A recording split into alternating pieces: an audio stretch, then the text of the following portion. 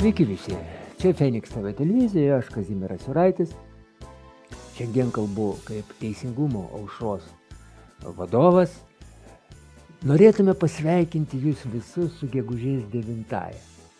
Kodėl ne gegužės 8, kada buvo pasirašyta taikos sutartis, o būtent gegužės 9. Ogi todėl, kad visa tarybinė liaudis, kurioje aš irgi gimiau 61 metais, visi tą dieną švęsdavo. Ir ne tik todėl, kad būtent mes gimėme Tarybų sąjungoje, o todėl, kas neprisimena šitų laikų, pavyzdžiui, dabartiniam jaunimui šiuolaikiniam, norėtume pabrėžti, kad šita data, gegužės 9, tai buvo ne tik pergalės prieš vokiškąjį nacizmą ar fašizmą diena, tai buvo diena pergalės prieš pasaulinį nacizmą.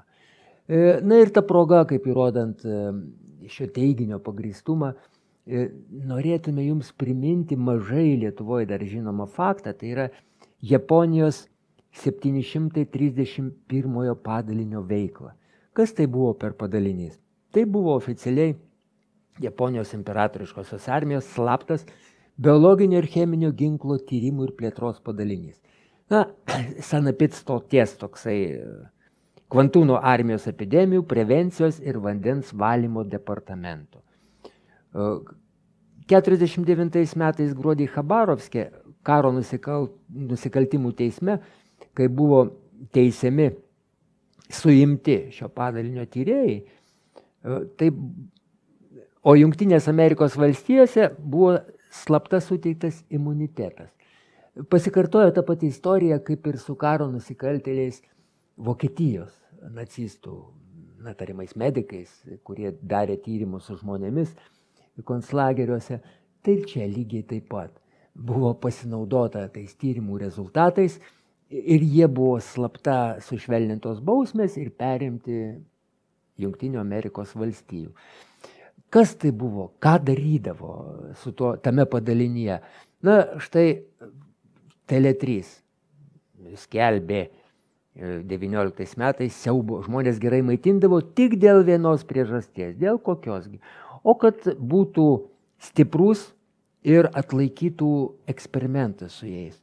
Ir ten aprašyta, kaip spardosi aktyviai žmogus, net ir surištas, tam ir gerai maitindavo juos, kad jie galėtų pasipriešinti. Kam pasipriešinti? Nu, kai juos gyvus pjausto, tarkim. Ar kai užšaldo gyvą žmogų, tarkim, lieja minusiniai temperatūrai vandenį, stebi, kaip užšala galūnės ir kaip tada geriau atšildyti tas, ar trinant, ar vis tik tai šiltam vandenyje ne aukščiau iki 50 laipsnių temperatūros, išaiškėjo, kad ne aukščiau kaip 50 laipsnių temperatūros, efektyviau vis tik tai galūnės atšildyti. Ar, pavyzdžiui, nešęs moteris prieš medikų auditoriją, vivisekciją paleidžia, propjauna pilvą, žiūri, kaip vaisius ten vystosi, aišku, miršta, bet kam tas įdomu. Kai kada būdavo, tie žmonės malkomis buvo vadinami, malkos ten, malkos šian, kai kada buvo prisidengiama beždžionių eksperimentais, vaidindavo, meluodavo, kad su beždžionėm daro. Ir ataskaitose rašo, tarkim, kad štai viena beždžionė pradėjo skųstis galvos skausmais. Ten masiškai užkrėsdavo maro epidemijom, aprašomi kituose šaltiniuose įdomus tokie atvejai, kaip pavyzdžiui pririša žmonės prie stulpų ir juos šaudo bacilomis iš tankų tenai. Tiesiog ir žiūri, kaip jie greit apsikrės ir kaip jie greit numirs ir kokiuose kančiuose ir ką. Rašomi kurioziški atvejai, kai vieną kartą vėjas pasisuko į pačius japonus, pasuko tuos užtaisus ir jie įsilakstė visi, nežinodami, ko baigėsi tų pririštųjų likimai.